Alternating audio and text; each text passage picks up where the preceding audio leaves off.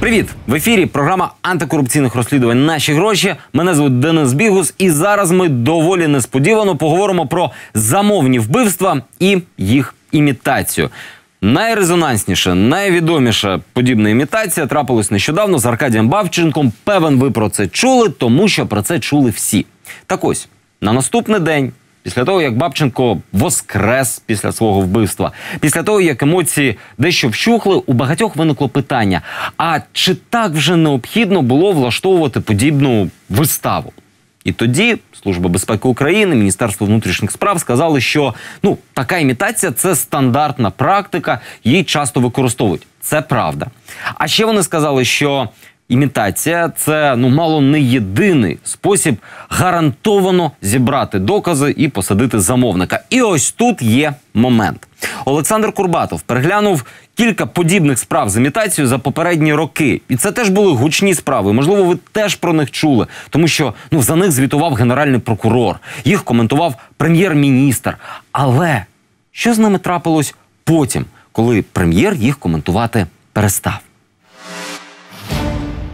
По Одесі розстріляли адвоката. Ось цю автівку, прошиту кулями, показали на всю країну. Травень 2016-го. Кримінальна хроніка, розстріляна машина, накрите тіло.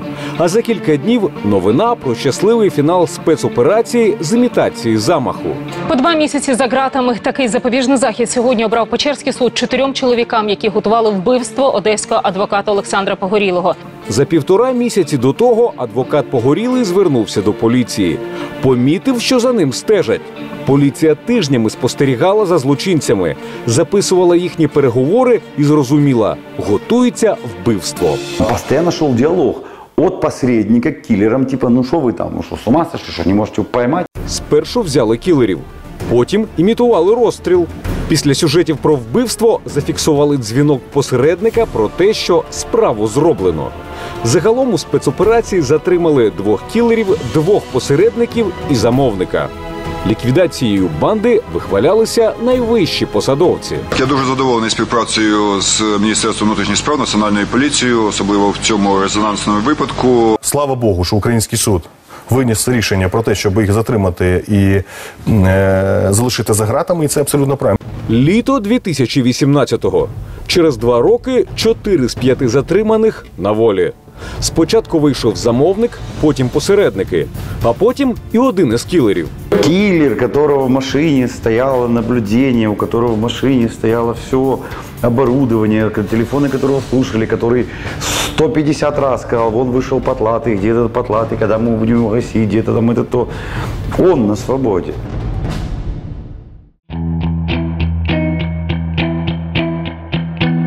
Селище Затока, пилюка, бур'яни. Одразу й не скажеш, що за місцеву землю у буквальному сенсі готові вбивати. Навіть попри високі ціни і жахливий сервіс, Затока – одне з найпопулярніших місць літнього відпочинку в Україні. За рік до замаху, у 15-му, Погорілий отримав в оренду на 50 років усі 12 кілометрів пляжів Затоки. Берегову лінію 3 місцевих островів сільрада нібито віддала йому за 2 дні до завершення своїх повноважень. А відтак і ексклюзивне право на пляжну торгівлю – від лежаків до ресторанів. Набережная, потому что, в принципе, набережная – это проект, который в состоянии приносить на минуточку порядка $3 миллионов в год. Через цей проект у Погорілого виник конфлікт з новим складом сільради.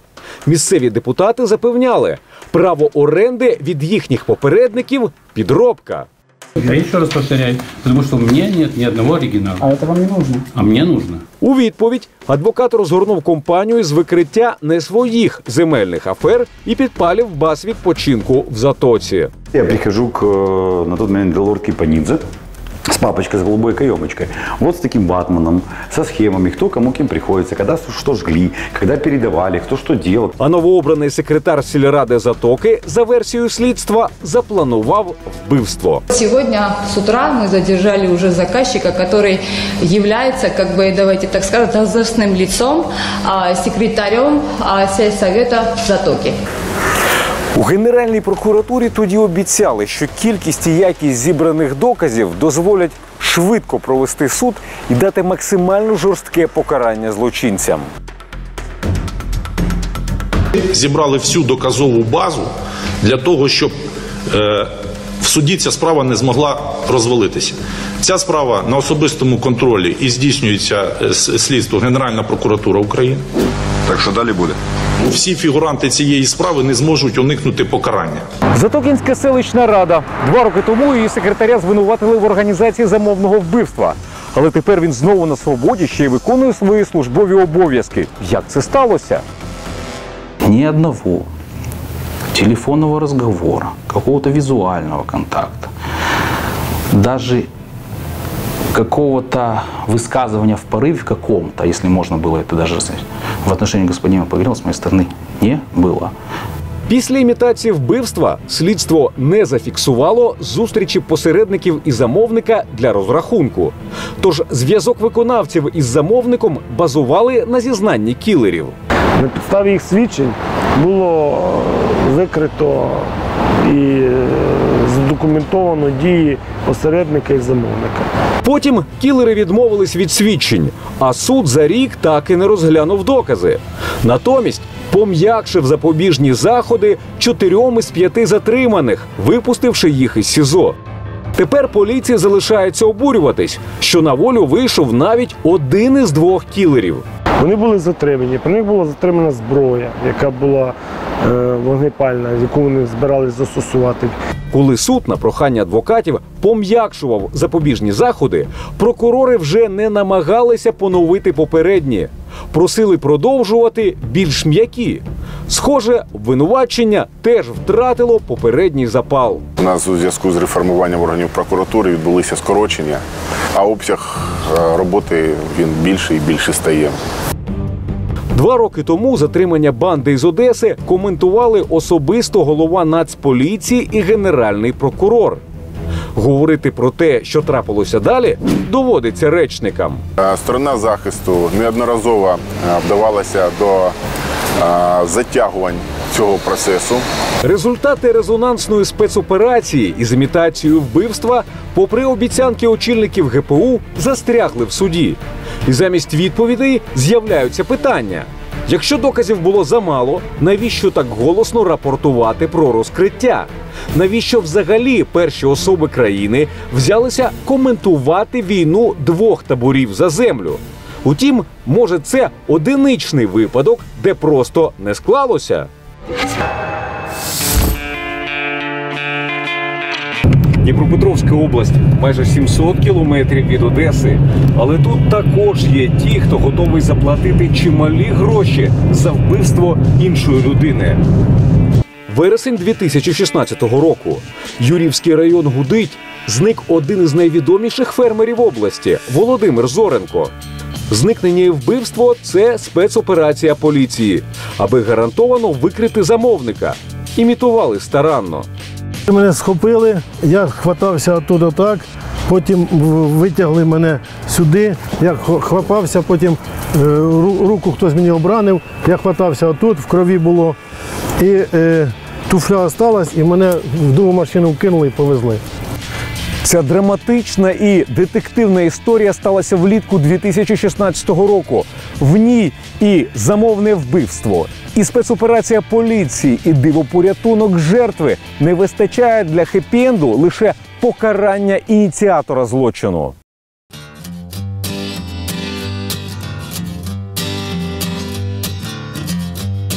Вербуватівка – одне з 9 сел, пов'язаних із господарством Зоренка, площею у 5 тисяч гектарів. В нашому селі немає ні одної вільної хати. Ага. Нема. Тобто це село звідки не тікають? Ні, сюди тільки приїжджають. Тому всім селом виходили захищати фермерське господарство, коли його намагалися захопити із зброєю в руках. Спочатку вони вивели всіх працівників, потім завели тітушок. Ось вони забігають з оружием на всі об'єкти фермерського господарства. Питали ми, хто вони такі, тобто ніхто нам нічого не відповідав. Грубо нас. Організатор атак не ховався. Це бізнесмен з іншого району Петро Геник. Фермер віддає йому кредиту 30 мільйонів гривень. Під час захоплень бізнесмен відкрито заявляв селянам, що забирає своє, бо справжній борг набагато більший. А суд постійно змінює точку зору щодо того, хто правий. Є рішення суда, він сказав віддавати як захочу, коли захочу і скільки захочу. У червні 2016-го до поліції звернувся десантник 95-ї бригади Владислав Грищенко. Повідомив, що Генник запропонував йому вбити Зоренка за $30 тисяч. Відкрито заявив, йому треба убрати ферму. Я сказав, що я цим не займаюсь і займатися не буду. Але він сказав так, ну якщо не ти, то є і інші. Грищенко нібито бере замовлення, і поліція розпочинає спецоперацію. Мені сказали, що мене ведуть. Знайомий сказав. Всіх ведуть. Ну, всіх, не всіх, але мені конкретно сказали. По поводу. Ну, сказали, я атошником, не сказали нічого, сказали, з атошниками, будьте осторожні. Збивотник мені сказав, знайомий. Під час неодноразових зафіксованих зустрічей з виконавцем замовник показував його місця мешкання, місця роботи свого опонента, його коло знайомих, друзів, родичів, маршрути руху, розпорядок роботи, наявні транспортні засоби та вимагав вчинення вбивства особливо кваліфікованими способами із використанням вогнепальної зброї та вибухових речовин. Коли я зроблю, я вечером тебе позвоню, скажу, что надо купить воду. Я тебе скажу по телефону. Ты говоришь, да, смогу. Все, значит, все нормально, ты возвращаешься. Тебе его фотографировать? Та якщо він вже, то... Не надо. Інсценування провели пізно ввечері. За легендою, фермер повертався із польових робіт. Тут мене повинні були зустріти. Для усіх фермер зник. Селяни тиждень розшукували його тіло по навколишніх лісосмугах. Після інсценування замовника затримали. Про розкриття вбивства говорили в новинах. Але це був лише початок. Через 2 місяці після затримання організатора замовного вбивства Бабушкінський районний суд відпустив із СІЗО під домашній арешт, потім під нічний домашній арешт, а потім і взагалі під зобов'язання з'являтися в суд за вимогою судді або слідчого. В ухвалі суддя посилається на сукупність факторів: поганий стан здоров'я підозрюваного, не вказуючи діагноз, недостатність доказів і затягування процесу прокуратурою. Недостатність доведеності, недостатність доказів. Взагалі їх було дуже вкрай мало. Тебе його фотографувати? Не надо. Той, кого слідство називає замовником, нині не має жодних обмежень у пересуванні країною. На зустріч з нами приїздить із групою адвокатів. Намагається переконати, що став жертвою змови свого боржника із силовиками. Зоренко для того, щоб не віддавати мені борги, створив групу оцих осіб. Грищенко, в першу чергу, названий кілер. Ти говориш, да, смогу. Все, значить, все нормально, ти возвращаєшся. Замовник навіть повідомив кілера про необхідність повернути завдаток за вбивство у $6 тисяч з відсотками. Каже, то було не за вбивство, а просто в борг. Є розписка, вона в мене, слава Богу, лежить, бо коли мене, як сказати, брали, повилучали всі матеріали, які потрібні і не потрібні. Повилучали. І та розписка, слава Богу, знаходилась у надіжному місці. Это прямое уже давление идет на свидка, потому что я буду еще давать показания в суде против Генника. Гучна справа із гучним розкриттям у суді перетворилася на болото із непевними перспективами. Як і в Одесі, замовник відмовився контактувати із виконавцем після інсценування. Виплати грошей за виконання замовлення не відбулося. Ця обставина поєднує не лише одеську і дніпропетровську спецоперації. Вона характерна і для найгучнішого столичного інсценування вбивства за участю журналіста Аркадія Бабченка. Названий слідством і затриманий організатор Борис Герман і незатриманий замовник теж не зустрілися з кілером після виконання завдання. Адвокат Ігор Чудовський каже, зазвичай зустрічі з кінцевим розрахунком у кримінальному світі не практикуються. Это из художественных фильмов мы увидели о том, что имитация необходима для того, чтобы получил киллер расчеты за совершенное преступление. Ну, если не говорить о заказчиках бытового уровня, когда жена мужа заказала через любовника соседа. Ігор Чудовський упевнений, що зазвичай для доведення планування вбивства достатньо зафіксованих намірів і підготовки на практиці. Для цього передбачена стаття про замах на вбивство. До 99 случаев можно обойтись. Это успешно доказываются убийства без имитации преступления. Успешно. А если надо картинка, если надо журналисты, если надо поднять до уровня мирового, но у нас почему-то не думают, что подняв до такого уровня состав преступления, анонсировал и объявил, потом нечем будет доказывать. Імітація вбивства – це спосіб створити великий суспільний резонанс, який політики активно використовують для власного піару. Потім почнуться роки судової тяганини.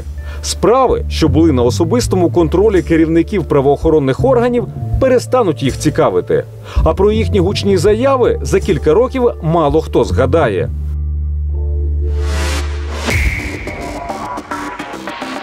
Стрічка за стрічкою, мільярд за мільярдом, президент за прем'єром. Це національна кампанія з ремонту доріг, ну і презентації кожного відремонтованого кілометра. Зараз на ці ремонти витрачають в рази більше грошей, ніж в попередні роки. Це дійсно круто, але за кадром переможних новин залишається, хто, власне, отримує ці мільярди, на яких умовах і з яким результатом. Леся Іванова проїхалася б новими, свіженькими дорогами Прем'єрського регіону, Вінниччини. Але це Гройсман їздить там, де нові дороги є, а Леся їздить там, де вони мали б з'явитись. Але щось пішло не так. Весна-літо – гаряча пора для ремонтних робіт. На автомобільних дорогах парує свіжий асфальт. По асфальту парують колеса прем'єрського авто. Ми бачимо відрізок тієї дороги, яка є одним із пріоритетних проєктів, які я ініціював в минулому році. Володимир Гройсман наприкінці травня вирушає в турне по областях. Одних журналістів возить із собою, інші чекають прем'єра на об'єктах. Від Хмельницької області до Вінниці буде зроблено повністю в цьому році. В кожній області Гройсман показово перевіряє якість ремонту. Це нижній шар регенерація, причому він такий має бути на 28-й день, а вже на 10-й він в такому якісному стані. І розповідає електорату про категоричні плани уряду Гройсмана. Дороги в Україні діляться на дві категорії. Одна категорія – це ті дороги, які зробив уряд Гройсмана. Інша категорія – це ті дороги, які має зробити уряд Гройсмана. В цьому році ми безпрецедентно виділяємо 47 мільярдів гривень на дороги. Ця цифра буде збільшуватись. Цифри дійсно рекордно збільшуються. На Вінниччині, де Гройсман народився, виріс і 8 років був мером, на дороги цьогоріч витратять, як за попередні 4 роки разом узяті – понад 1,5 мільярди. В одних областях ведеться робота достатньо серйозно, а в інших є проблеми. І поки Гройсман дивиться, як прем'єр на новий асфальт, ми дивимося туди, де є проблеми.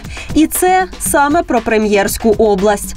Цього року підряд на дороги у Вінницькій області вперше отримала одеська фірма «Роздорстрой». Узяла участь у 8 тендерах, конкуруючи винятково з місцевим автодором. Представник «Роздорстрою» на Вінниччині – Костянтин Демішкан.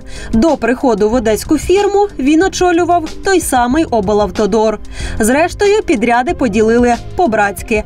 Так «Роздорстрою» дісталося контрактів на 300 мільйонів гривень. Одеську компанію, що має ремонтувати дороги Вінниччини, уже багато років називають бізнесом мера Одеси Геннадія Труханова. Формально вона на нього, звісно ж, не записана, але донедавна співвласником був Юрій Шумахер, офіційний бізнес-партнер одеського мера. Неофіційно його називають не інакше, як головний дорожник Труханова. Я би хотів, щоб не було підозріння взагалі. Не хотілося б, але сталося. Антикорупційне бюро зацікавилося аж 3 історіями за участю одеського мера. Перша – втрата Одесою контролю над міським аеропортом, непрозоро відданим у приватні руки. Друга – купівля міською радою будівлі заводу «Краян» за нібито завищеною в рази ціною. Третя – реконструкція доріг за завищеними цінами. Тут уже фігурує і компанія «Роздорстрой». Труханов уже навіть має підозру по одній зі справ, але далі керує Одеською міською радою, на дозвіллі вишиває рушники в компанії президентської дружини, а пов'язаний із ним «Роздорстрой» освоює тендери на вотчині прем'єра. Освоює у специфічний спосіб. Саме головне – забезпечено безперервність укладання цього асфальту, щоб машини йшли одна за другою і укладали. Щоб чим менше буде стиків, тим буде більша рівність самої дороги. Заради рівності асфальту запровадили правило. Не далі, як за 150 кілометрів від місця проведення ремонту, у виконавця робіт має бути асфальтобетонний завод. Одну машину загрузили в асфальтоукладчик, потім він зупинився, чекає на наступну машину, яка прийде через годину чи через дві. Це автоматично приводить до того, що буде стик на асфальті. У тендерній документації одесити вказали асфальтний завод у селі Стрижавка, що під Вінницею. Принесли договір оренди, акт прийому передачі і атестат виробництва. Історія про асфальтобетонний завод «Роздорстроя» у Стрижавці поки що найбільше нагадує старий анекдот про суслика. Пам'ятаєте, той суслик, котрого ніхто ніколи не бачив, але він десь є.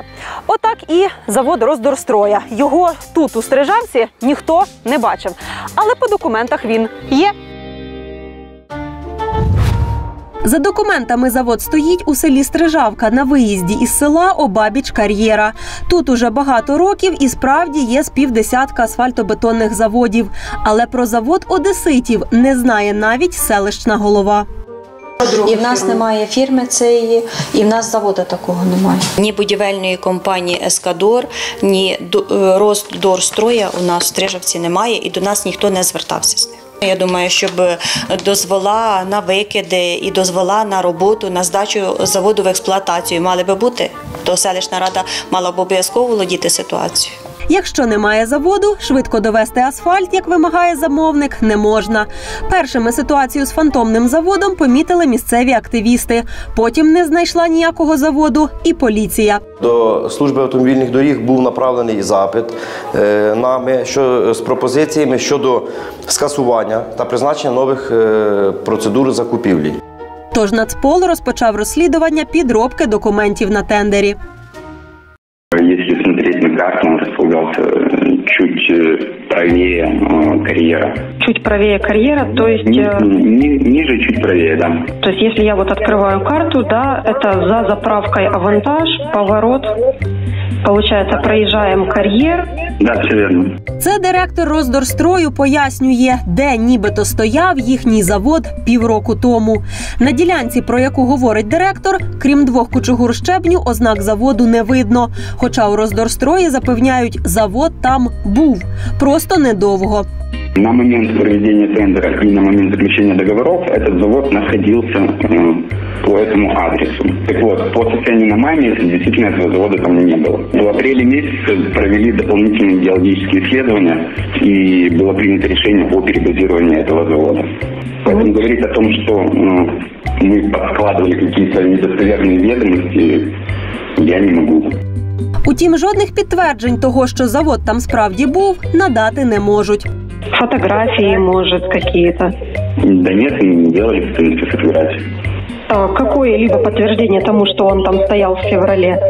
Я даже не знаю, нет. Так, чтобы вам предоставить какие-то доказательства. Попри кримінальне провадження за підозрою в підробці документів, договори з одеситами на ремонт вінницьких доріг розривати не поспішають. Буде відповідне рішення суду, це вже буде для нас підставою розірвати договір. В даному випадку ми не можемо самостійно це зробити. А одесити не поспішають з ремонтом. На трасі лежить старий асфальт, і прем'єр тут нічого не інспектує. Парадокс в тому, до речі, що в цієї компанії приблизно в цьому ж регіоні є інший завод, який теоретично могли вписати в тендерні заявки. Однак, мабуть, коли ти відгризаєш замовлень на $1/3 мільярда, причому розігруєш їх з колишніми підлеглими твого ж менеджера, що там написано в документах, вже не має особливого значення. Кримінальним провадженням більше, кримінальним провадженням менше. Однак, віддамо належне, що отой завод, який існував в документах і не існував насправді, його все ж таки почали будувати в іншому місті, і з цим є тепер проблема. Адже зараз ситуація інша. Завод, який фактично вже з'явився, не має жодного папірця. Приходьте туди, так дуже гарно видно. Мешканки села Комарів Валентина Григорівна і Надія Петрівна показують город за хатою. Нещодавно, жартують, у них з'явився новий сусід. До тої хати 425 метрів, а до мене тако напружки 350. А наші хати на уровні. Активно будувати завод, розповідають місцеві, почали у квітні. Вже після того, як Роздорстрой уклав 3 контракти на освоєння бюджетних коштів. Будують за кількасот метрів від хат, хоча за санітарними нормами має бути кілометр. Поповнення бюджету, робочі місця. Ми теж за поповнення бюджету. Ми ж не проти заводу. Тільки віднесіть його на відстань, яка положена. От віднесіть його на 600-700 метрів ще звідси, і ми нічого не скажемо. Керівник Роздорстрою натомість переконує, завод новий і екологічний, і йому обов'язково скоротять санітарну зону. Колись. Я уверен, что не откажут. Я точно знаю, что аналогичные заводы получали такие корректировки. Проблем у тому, щоб спочатку збудувати завод, а вже потім робити на нього документи, в компанії не бачать. І це стосується не лише санітарних норм, а й інших екологічних погоджень. Ми питаємося, а де ваші розрішення на постройку, чи ви робили цю, як вона, це, що... Оцінку довкілля, згідно закону все це робиться, все в процесі роботи. Вони повинні були вивчити це вплив на довкілля, а тоді провести громадські слухання. Ані громадських слухань, ані звіту про вплив на довкілля, ані висновку Мінекології. За такі порушення відповідальність аж до кримінальної. З усіх документів уже збудованого заводу на сайті Мінекології лише заява про намір його будувати. І навіть вона з'явилася лише через місяць після того, як ми роздивлялися в Комарові уже майже готове виробництво. Идет процесс согласования всей документации. А на каком этапе? Не могу вам сказать. Возможно, уже на завершающем. А звіт про оцінку впливу на довкілля уже є? Не знаю. Я думаю, что в ближайшее время. Подати на тендер документи на завод, існування котрого тепер не можуть довести. В іншому місці побудувати завод без документів, що дозволяють його запустити. Лишається тільки сподіватися, що до ремонту доріг одесити ставляться бодай трохи серйозніше, аніж до тендерів і екологічного законодавства. Резюме коротко: кладеш асфальт, клади асфальт, а не на людей. А на сьогодні все. Нагадую, усі випуски нашої програми і багато інших, до речі, цікавих речей ви завжди можете подивитись на нашому YouTube-каналі. Ми любимо спілкуватися з вами у соцмережах. Підписуйтесь, лишайте коментарі, задавайте питання. Якщо у вас є якась цікава, важлива тема, пишіть на електронну пошту. Це надійніше. В телеефірі побачимось вже за тиждень. Це був Денис Бігус і програма «Наші гроші». До зустрічі.